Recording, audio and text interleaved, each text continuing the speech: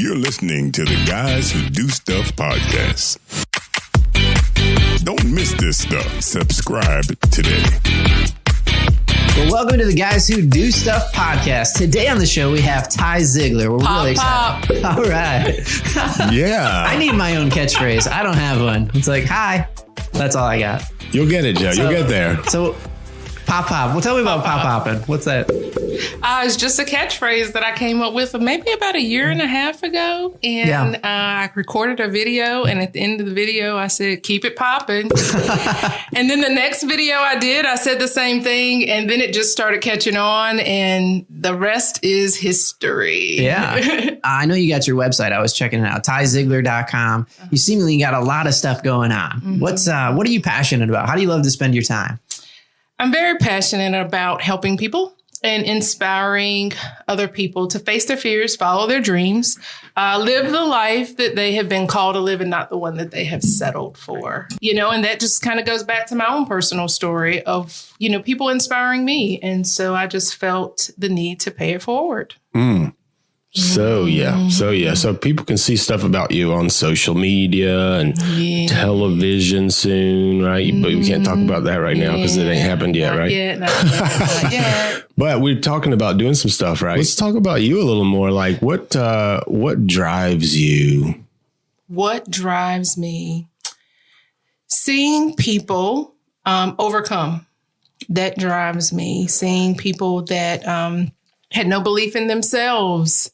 And they decided that they came out of their shell a little bit and then they started to soar because so much of that is my story. Yeah.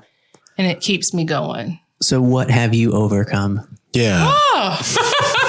That was a good question. I was going to ask that question in the middle, but it's proper now. So let's talk about overcoming. Like you have a passion for that. Oh my gosh. Yeah. Wow. Let's wait a minute on that one. Let's take a commercial break. Yeah. I'm going to do something foolish because I thought I'd do something foolish on every show and just be a little more real. But like Tom, so anyway, I haven't put on deodorant this morning. I left the house. And I'm like, it's a problem because we were out playing catch with a football. I love it. It's all natural. I don't smell them yet. Yeah, not yet. But I'm about to put on some deodorant in front of y'all just to humble myself. And now people are like, I'm really glad this is not a video podcast. Well, that's good. I'm glad you got that taken care of, Josh. So tell me a little bit about your family. Oh, so my husband, Sean, he served 20 years in the United States Navy. So that makes me a military wife. 4 kids. Brianna is 20.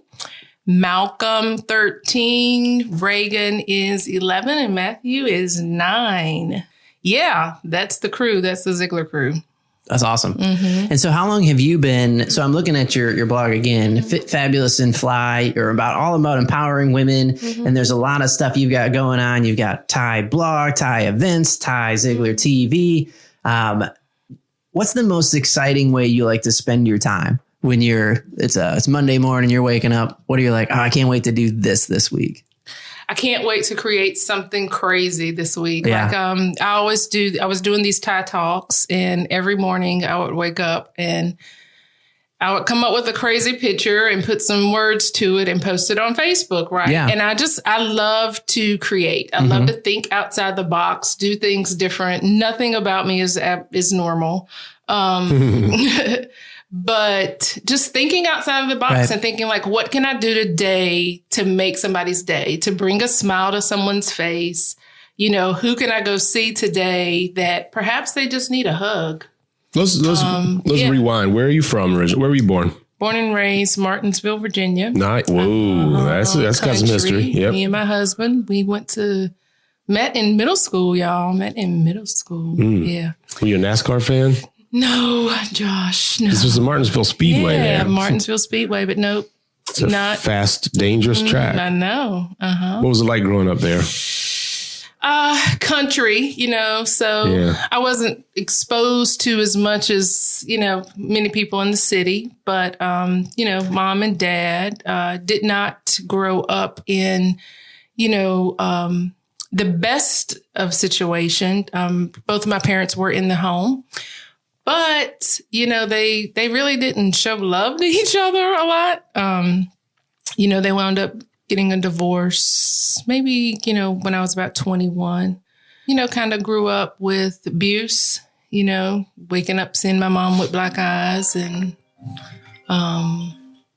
it just wasn't the best of, the situation as far as family is concerned. I love my parents and they love me, but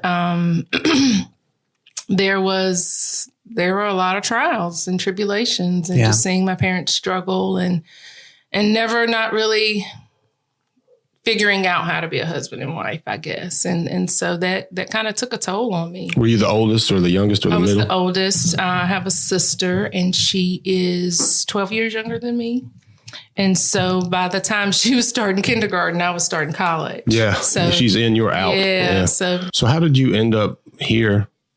My husband was military and one of his duty stations was Fort Bragg.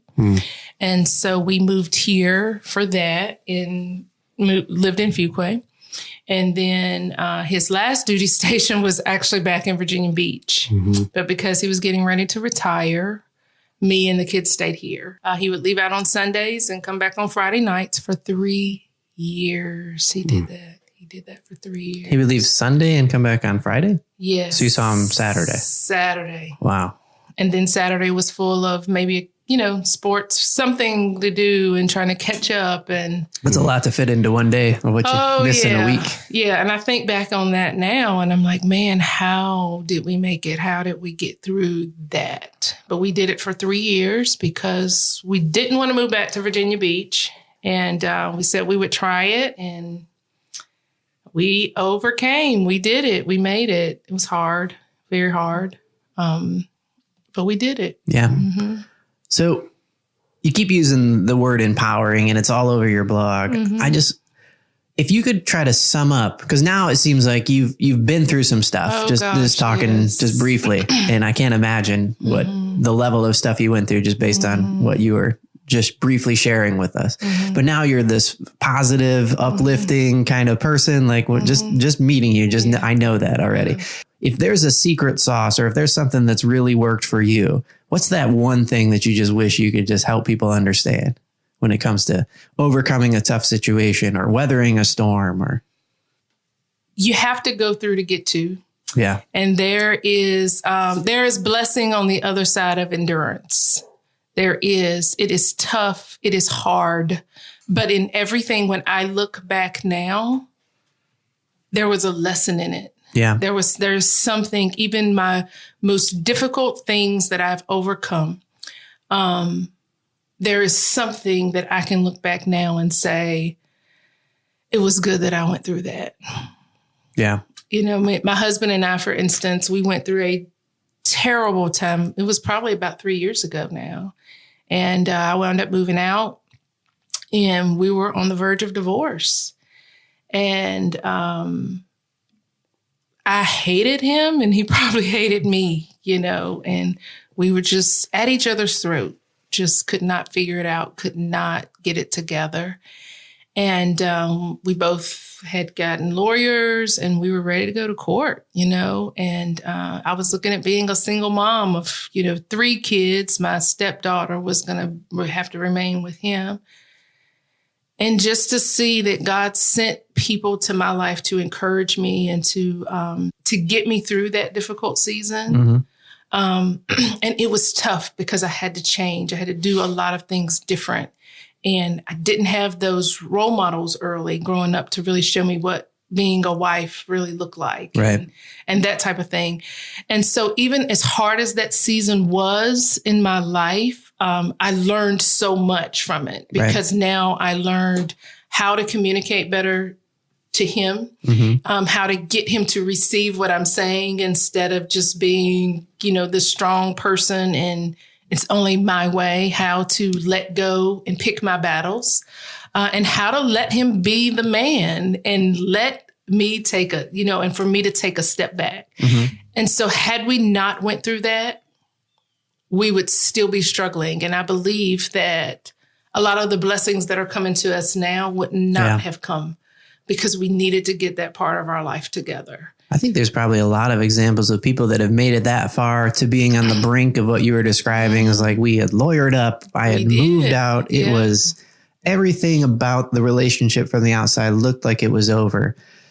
And, you know, the stats are half of marriages end in divorce. And I wonder if there's many people listening now that are like, can relate more to that than what what you're talking about on the other side of it. Cause I've heard a ton of stories about marriages that you think are over and done and gone, and things that were just seemingly unforgivable, etc. And if you stick with it, and if you make it, I don't know what the answer is there, but there's the other side of it, which is like, and now these stories are like, we're so happy that we went through it. Our marriage is stronger, better now than it was before. And I think there's a perspective of somebody that survives something like that, that feels like almost happy that they went through it. Do you remember, you mentioned relationships, key relationships.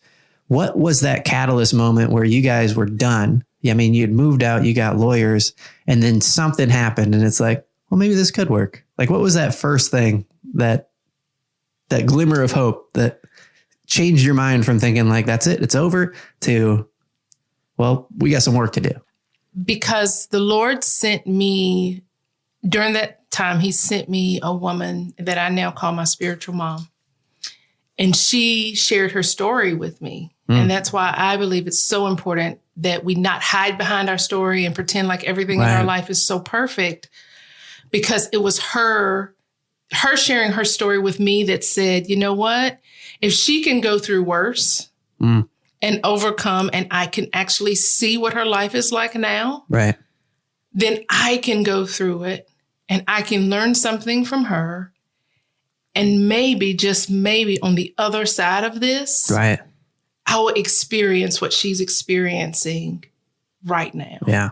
And so now, would it be fair to say that the majority of what you're doing with TyZiglar.com and speaking and stuff is an ability to, you want to see other people produce those kind of results in their life? I do. That is so powerful. I'm probably going to cry now.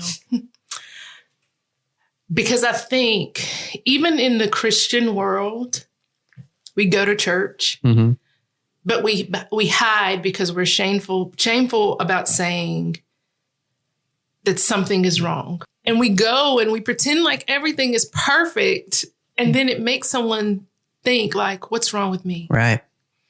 And so my goal is to tell people it's nothing wrong with you. Like you going through something is really normal. Right. And so it was me just getting to a point where I'm not ashamed anymore, because if I'm ashamed, then I can't bring God glory through my shame. Only bring him glory when I'm willing to stand up and say, you got this. Right.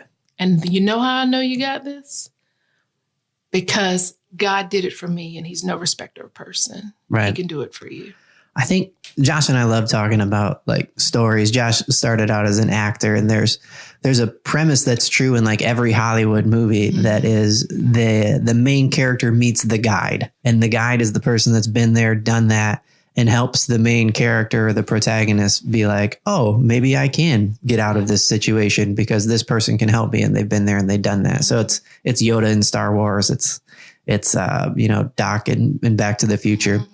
And what you're saying is so powerful that if somebody doesn't have the authenticity to step up and say, yeah, I've made some mistakes and went through some stuff, we're doing a huge disservice to the people around us who might be struggling. Yeah. And I don't even think it has to be the guide has it all together and now my life is perfect.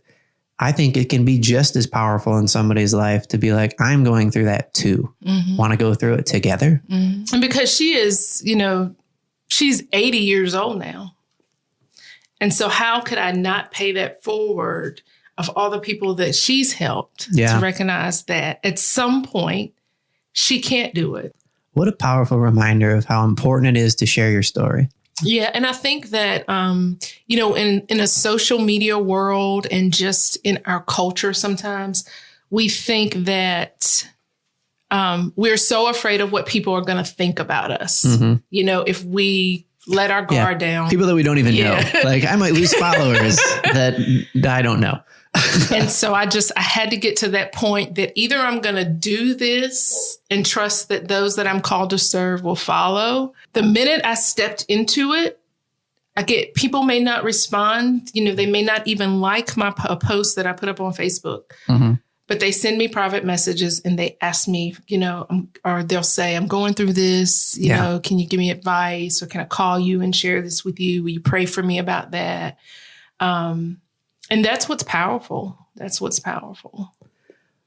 Do you have any stories about, I'm really curious to hear about these women's empowerment initiatives, these events. I see there's a bunch of sponsors on your page. Like what is a Ty event and what does that look like? Well, one of the most recent ones we did was, I did it with OSI Fitness in Fuquay, and we did a self-defense class. In the event that they find themselves in a bad situation. Right. You don't want to feel powerless. Exactly. And so we did that event there, and we talked about sexual assault because at the age of 18 in my junior year in college, I was raped. I remained silent. I never said anything. He was a star player of the basketball team at that time. And so I knew if I said something, it was really going to be hard on me because he was so popular. When I got to this point, I knew that I wanted other women to understand, like, you're not alone in this. Like other women, have had these kind of things happen. Yeah. What another powerful instance of the importance of being open and sharing about that. Because I imagine like a lot of traumas, the not talking about it creates so much more frustration and pain and honestly probably is a stumbling block to recovery to not be able to be open and to share it with somebody. And so again, another example of like even just sharing that with us on the podcast, that's so huge that somebody would say, I walked through that. Like to have known that people are out there, that this happens and that there's somebody that you can talk to. I mean, yeah. And it was huge, and it was a great event. And the Fuquay Police Department actually sent a representative, just to kind of give statistics and, just. What are some of the statistics? Do you happen to remember? I don't remember. I remember it being frightening high, the amount of women that suffer sexual assault in their lifetime. Like 1 in 3 high. Like it's crazy high. It's crazy high. And a guy who has 2 daughters does not love that about the world that we are in. But, so they came and, they shared. And so then Jamie Lee, she came in and helped us as far as, just teaching us self-defense. And then at the end, I was able to share my story. And not only just sharing the story, but then also talking about the forgiveness part. Yeah. Because I think that's huge, of being able to forgive and move on and let go. It was huge for me. Yeah. Right. Because. So what does forgiveness look like for you in that situation? You were raped by this guy as a young woman, and finding yourself feeling like you were going to create trouble for your world if you spoke up about it. What was the process of getting through to understand that, one, you needed to forgive him, which feels like the opposite, right? When you're going through something, like when you've been wronged by somebody, to feel like now you got to do something. What did forgiveness look like for you? Like, because I imagine people ask you that, like, what does it even look like to forgive somebody for something like that? Well, the first thing, honestly, I think I had to do was forgive myself, because, as a woman, you go through that thing of thinking that you did something that caused that to happen. And so the only thing that I did was open the door and tell him that my roommate wasn't home, because he was dating my roommate. And then the next thing I had to do was just to learn that this happened. This was a part of my story. And I started writing. And I think that's kind of just how my passion for writing has developed, because I wrote out the feelings and the emotions. And then I realized I had to let it go. My spiritual mom told me, when I first went to her, even, because I held on to all of this stuff now, and up until the point where my marriage was on the rocks, right? And she said to me, Ty, she said, it is time for you to unpack your luggage. And when you unpack your luggage, you need to go get yourself a new bag of luggage.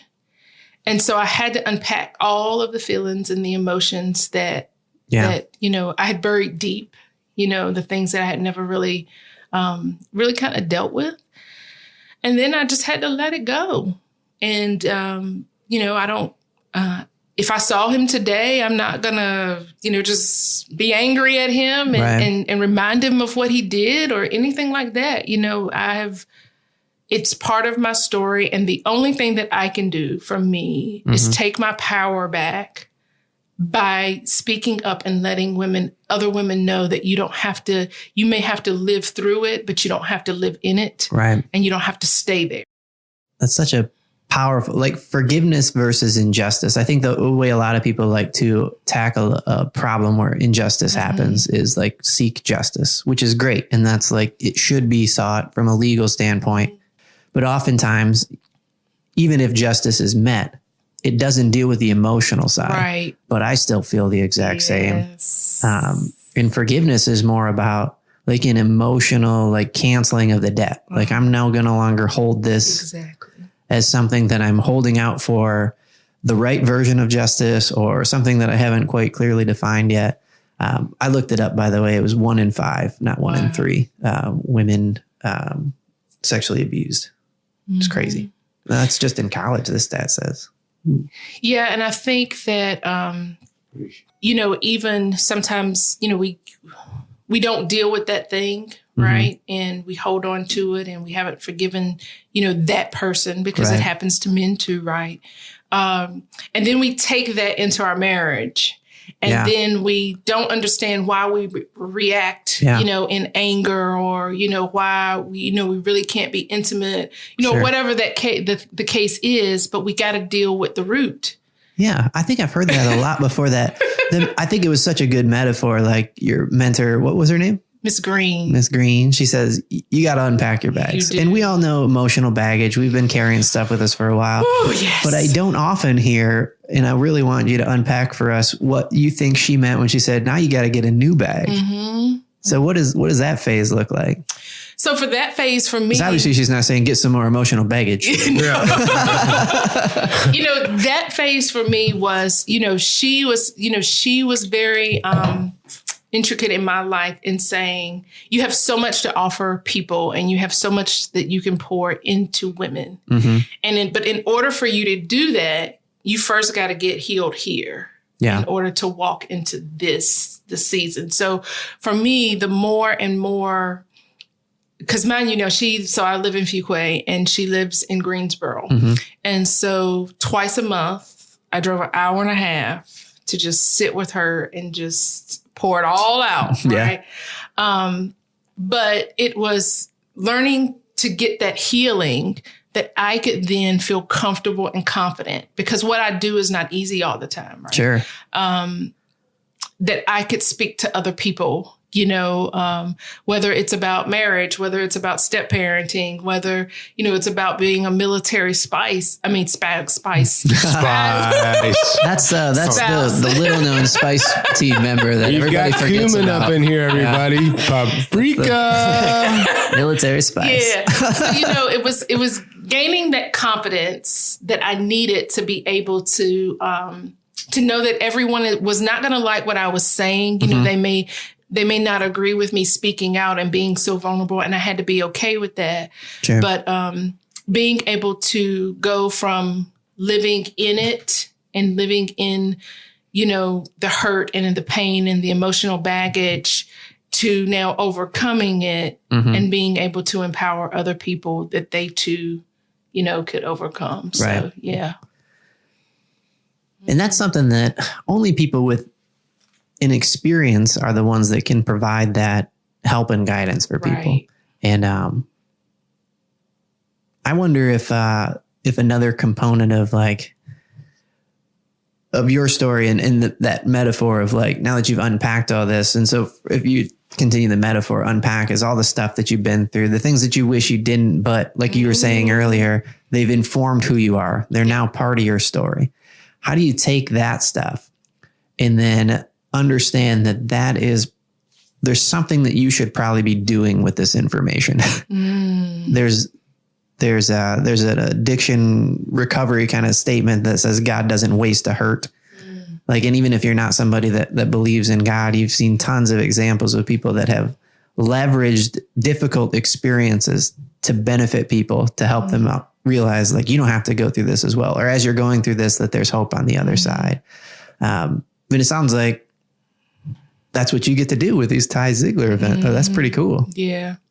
Yeah. You know, how do you deal with, like, you're probably hearing all bad stories all the time. Like, how do you, or do you get to hear some great stories? You know, I get to hear great stories. I get to, you know, people will text me and let me know, you know, of something great that just happened in the moment. God doesn't waste anything. He doesn't. And I could not see that when I was in a lot of my mess. Right. I got a couple questions for you. Oh, Lord. That's right. Over here to your left. I'm right here. Right here. Josh Matney. Where did you get the name, the Ziglar name? My husband. And where Big Daddy. Where did Big Daddy get it? Where did he get the name? His dad. Where did his daddy get it? I have no idea. It's such a cool name, right? Yeah. Like when I first got an email from you, Ty, I thought you were the daughter of that other Ziglar. So were you disappointed when I wasn't? No. Actually, I was like 1% disappointed. And then when I met you, it was like all forgotten. Oh, well, thank you. I was like, you redefined the name. And to say thank you for Big Daddy. Yeah. And I met you guys when you bought pumpkins and a Christmas tree. Christmas tree. Yeah. So that was we much appreciate you coming out. And always you're like a walking marketing machine in a way. But under the surface now we know there's a deep reason. Yeah. And the folks that you connect with, there's a special crowd of people out there that like need to hear your message. So my other question to you is about Fuquay. Like Fuquay, when I think of Ty Ziglar, I think of Fuquay Varina, and there's something going on there. What is it with you and Fuquay Varina? Well, you know, my thought is if you want to make an impact, then you start, you know, in your town. So I've been in Fuquay for 10 years and, is that the longest you've ever been in one place? Yes. Nice.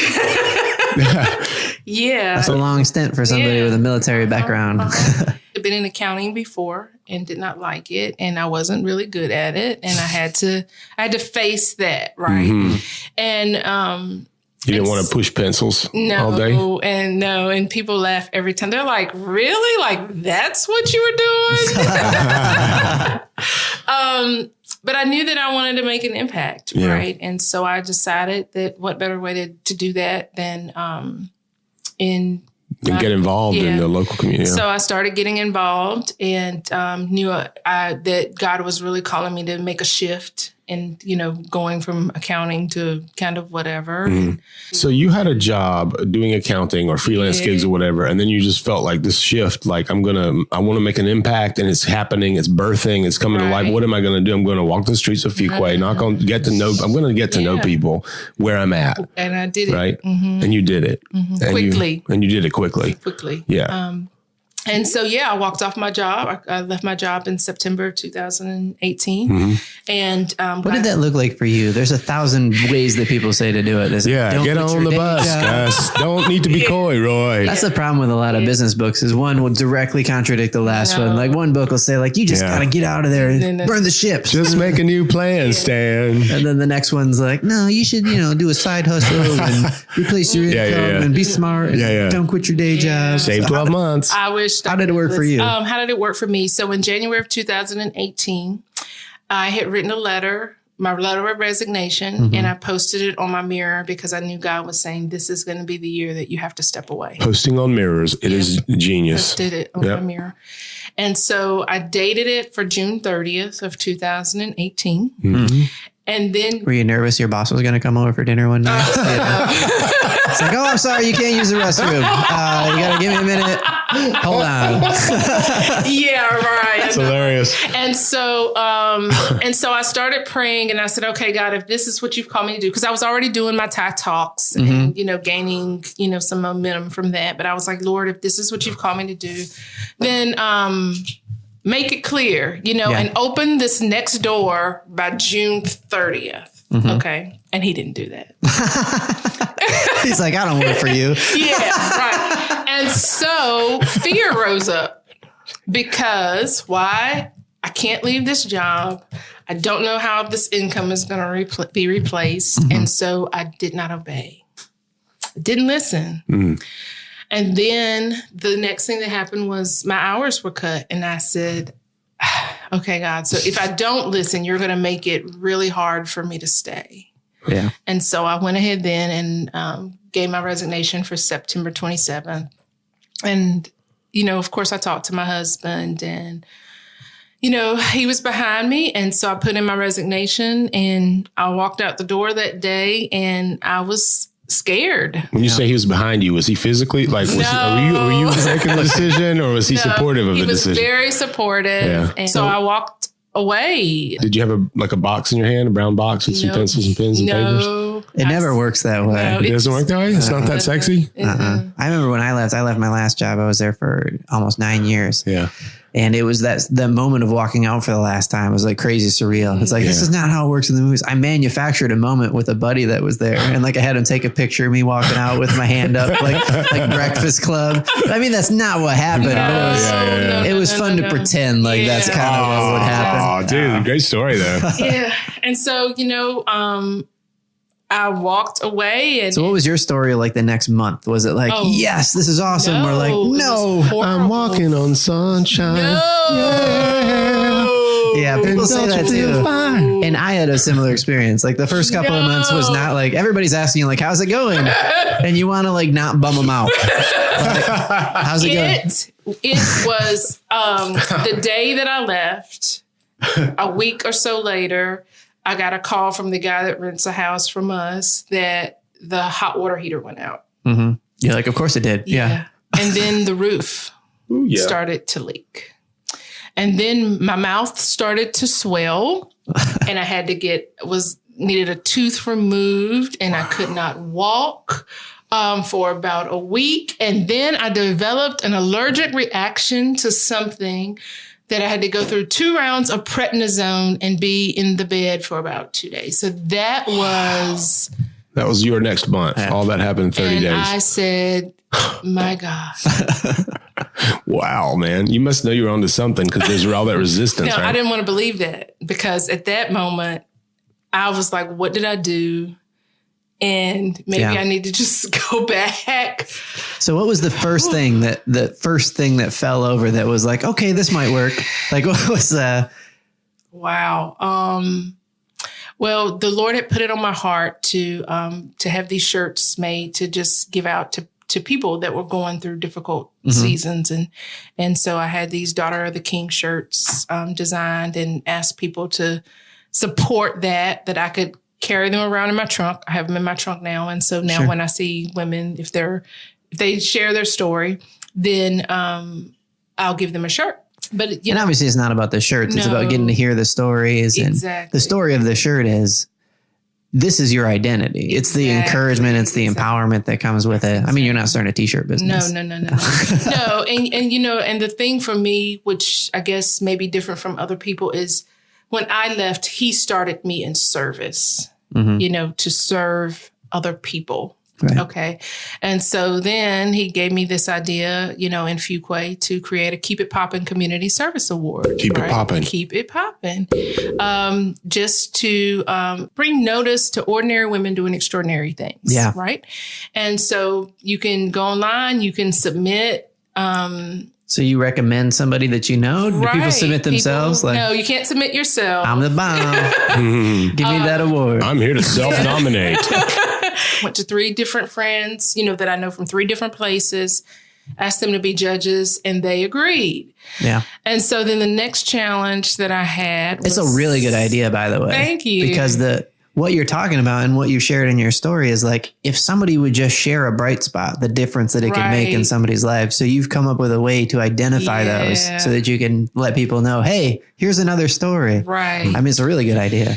So the next challenge was finding sponsors. And I really didn't know that many people in Fuquay at that moment. Yeah. And, well, did you find it easy to find sponsors? You know where people are like, this is a good idea? It was all God. And in 2 weeks, I had 13 sponsors. Wow. Man, did you want to knock it back to 12 or take it to 14? Because you landed on 13. Did you have any thoughts about that at all? No. That's okay. And so it was just asking people and, just running into people that I had really never had conversations with and them saying yes. Right. Yeah. And so at that point I was like, okay, Lord, maybe this is what I'm called to do. You know? And so that still goes on. Every month I get to the privilege of going out and, blessing another woman with flowers, and she gets a car detail, a Keep It Poppin' shirt and a candle and a massage. And the value is about $300, $400. So not only do you win the cool award, you get some swag. You get some great stuff. And so then I was like, okay, maybe this is it. And then my son's football team, the commissioner, he came to me and asked me to create a video. And I was like, oh, Lord. And they wanted to win a $15,000 grant for Chuck Noll Hall of Fame. And so me and my daughter's boyfriend, right before Thanksgiving, we sat down and I was like, okay, we got to approach this in a different creative way to win this award. And so I told a story through the eyes of a football mom. Mm-hmm. And in January, we were the grand prize winner. Man, that's awesome. You got the touch, girl. And so, which was so awesome because now my husband has always wanted to go to the Football Hall of Fame. Wow. And so we get to go to the enshrinement ceremony in January. In July. In July. Coming up. Man, he must be stoked. And so with that, the executive said, we want the lady in the video to come. Ooh, somebody's getting some attention. Yeah. And so we'll get to go to Canton. And so that's just kind of how doors started to open for me. And so I'm excited, kind of about how that'll play out and stuff. Yeah. So.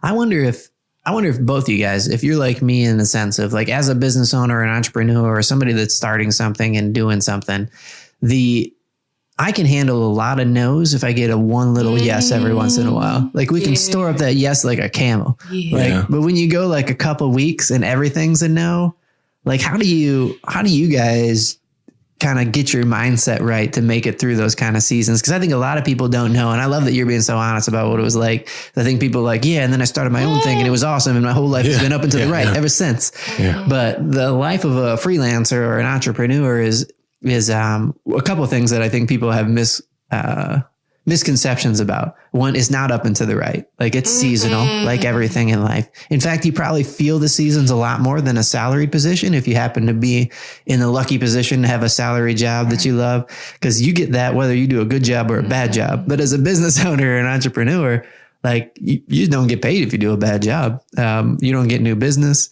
And so there's a difference to it. And so I also notice people like to take their best month and be like, so this is my new life for forever, but that's never how it works either. So you got to just be disciplined and be like, this is what I did this year. So this is what I can expect over a month, and just be honest with yourself about where you're at. But how do you guys keep in mind knowing that there's a yes coming? Like, how do you keep that positivity going? How do you keep it popping? Yeah. How do you keep it popping? Is that the phrase? Is that what it means? Yeah. Is that what it means? Well, I want a t-shirt. Yes. Yeah.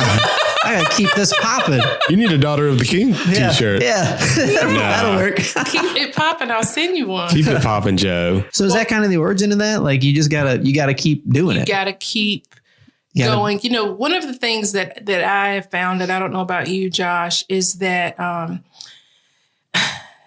I've had to learn to surround myself with really positive people. Yeah. Right. And people that we have the same morals and values, and people that will not always agree with me. Right. That are going to tell me the truth, that when I get on my soapbox, they're like, no, you cannot stay here. You know, because I get on a soapbox and I want to cry and I want to close my door and just never do it again. Right. But I have been blessed and had to learn that it's important for me to have people around me that tell me like it is, that I can call. Yeah. And they'll let me soak. Okay, you can have your moment. Right. But now you got to get back up and do it again. Yeah. I think for me, I think the main thing is to reconnect with my inspiring circle, like reconnect with community. Yeah. So you're encouraged and being encouraging to others. Yeah. That's a big one. And then maybe more surface level, it's spending time riding my bicycle or out in nature or just reflecting alone. So, and then balancing that with community. Right. And then also, I think thirdly is revisiting old projects that I've done, because a lot of times I'm in such a sweep of just like, shoot, edit, deliver, relationship management. And it's like, okay, there's a break. Revisit the stuff, maybe repackage some stuff, create new marketing material. That's a good place for me to spend creatively. Right. So I've got community, soul, walking, whatever, and then the actual repackaging of the work, because fortunately it's art, and what all three of us do, there's an element of art to it. Mm-hmm. So we got to be thankful for that. We can re-embrace the creation that's been coming through us. And then by the time you do all those three things, I find the yeses it's already next week. Yeah. Right. So that, well, I think the keep it poppin' thing, now that I'm thinking about the layers to it, it's pretty ingenious. Like there's this photo of you with, I mean, it sounds like keep it poppin'. It sounds like, oh, that's cute. But there's this photo of you coming out of a bucket of popcorn. There's so much, I mean, honestly, like I don't mean to overturn things up and be like, oh, it's really deep. But this kind of is, if you think about like what we can control and what you were talking about as business owners and entrepreneurs is what we do. Like, so that's like the heat. We can control putting the heat on. And like what happens when you pop popcorn, there's always those 6 or 8 kernels that wait. Everybody else has been done popping. Oh boy, they have the same heat as everybody else, but they're on pause until you get there. And so sometimes we're doing the things we should be doing all the time. We got the heat on, but the stupid kernels aren't doing it for whatever reason. Yeah. They're their own thing. Like those are the yeses in my metaphor here, you know, and, but we can control the applying of the constant heat, but it's just not, I think it's an apt metaphor, right? It's just not that consistent as a business. They're not all going to pop at the same time. You ever made stuff in the microwave? It's like 3 minutes steady popping. I know. Some kernels would be different. I don't know. So you just got to keep applying the heat. You got to keep and they'll keep it popping. Yeah. It's so good. Yeah. And your license plate, your front plate has you with some popcorn popping, and your like official license plate is popping, and there's no way. It's just like purely just POPPIN. You actually got it. You got the name. Good for you. That's another sign. Yeah. So you just keep doing it and you keep doing it. So what are you envisioning for next? What do you see? Where do you see? You were talking about some, I don't know, visual stuff. Like what's your next sort of, what's your vision? My vision is ultimately I want to be on the stage speaking. Like that is my thing. But physical stage, or you mean like could be YouTube show or? Yeah, it could be either one, you know.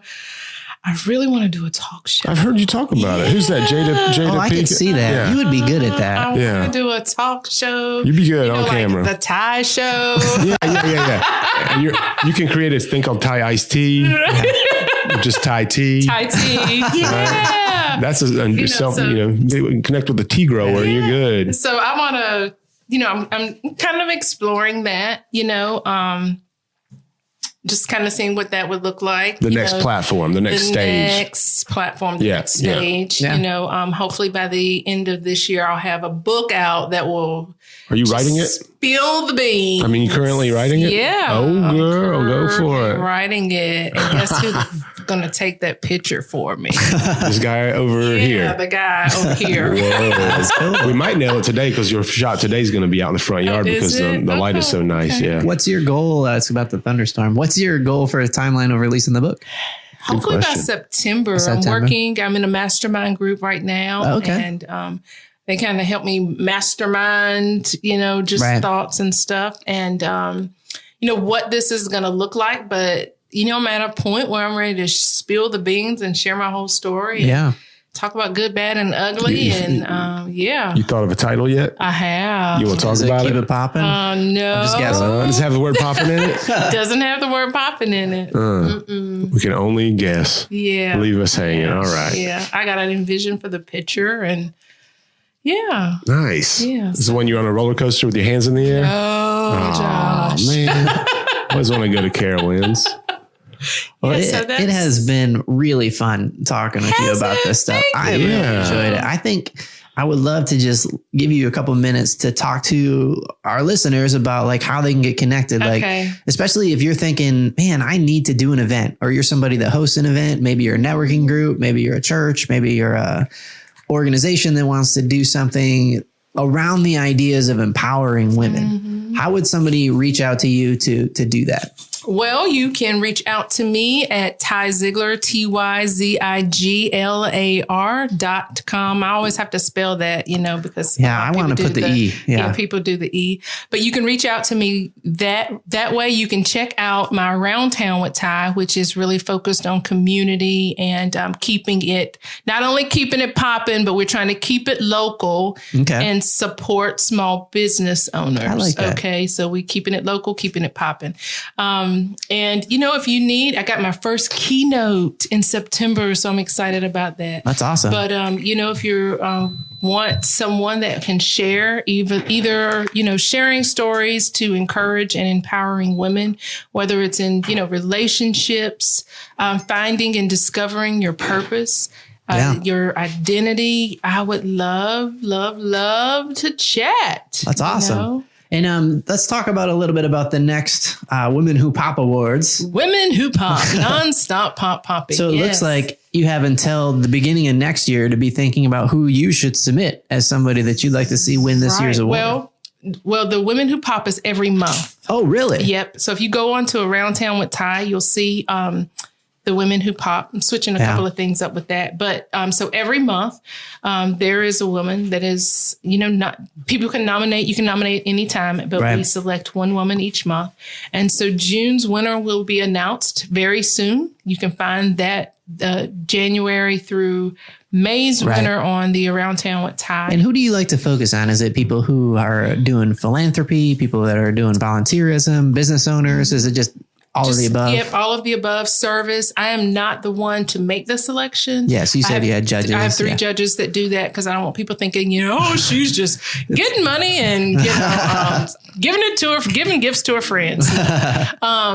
But the first woman that actually received it was a neighbor that nominated her because she had really helped her out in doing a lot for her grandkids. What a great compliment to give to somebody too. Like, I nominated you for this award. And let me tell you, that is like the highlight of my month because to see that you show up and people do not expect it. Right. I just show up at a restaurant or, at the last lady. She was actually teaching a class at Hope Community. Oh, really? And so I just showed up in her classroom for her dance class. Yeah. Right. You kind of like get to Ed McMahon the moment and show up with a check. Yep. You get it's priceless seeing these women give, with the flowers and stuff that they get. And so it just makes their day. Yeah. And so you can become a sponsor. Like, if this sounds like a cool idea, you can sponsor and you can be 1 month. It's $300 for sponsorship and you can cover that month's winner. Yeah, but I don't need any more sponsors for 2019. If you want to sponsor, that would be for 2020. Oh, look at all that. Of my sponsorships. Get in line if you want to sponsor. But we'd love to have you. Pop, nonstop. Josh just got his camera and it was like, she just turned on, like, here's the shot. There's your. This has been so much fun. Well, we really enjoyed it too. We'll put links to all the stuff we talked about in the show notes this week. And so much fun talking to you, Ty. Love what you're up to. Thanks for taking the time and sharing your story. And most of all, we got to keep it what? Keep it popping. Nonstop.